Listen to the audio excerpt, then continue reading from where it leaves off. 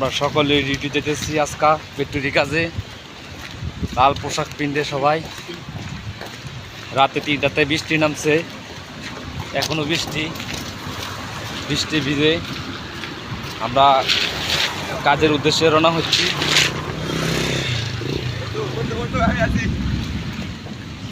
সকলে কাজের উদ্দেশ্যে রওনা হচ্ছি।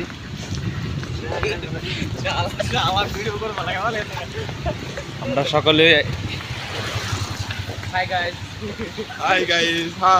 কাজের উদ্দেশ্যে রওনা হচ্ছি।